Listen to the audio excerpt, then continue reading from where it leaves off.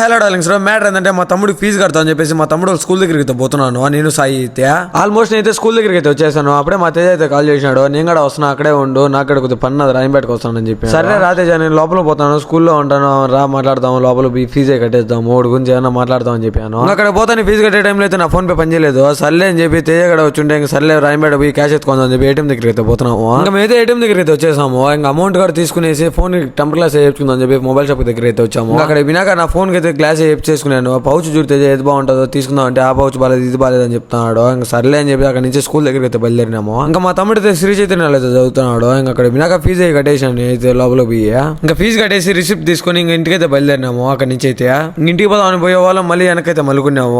ఏమైనా ఇంటికి అప్పుడే రిలయన్స్ పోదాం పై ఏమన్నా తీసుకుందాం అని చెప్పి రిలయన్స్ దగ్గరికి అయితే వచ్చాము. ఇంకా రిలయన్స్ లో కూడా ఒకసేపు తిరిగేసి ఒక బ్రష్ అలాగే ఒక యాపిల్ ఫీజు అయితే తీసుకున్నాము. ఇంకా అక్కడ బిల్ వేసుకొని ఇంకా పొలంబేటకి అయితే బయలుదేరినాము. మా చేతి అయితే కాల్ చేసినాడు, నేను ఇంటికి వస్తాను ఎవరు లేరు స్కూల్లో అని చెప్పేసి అయితే సర్లే అని చెప్పి వాడికి అక్కడ పోయి వాడిని దొరకని ఇంటికి అయితే పోతున్నాను.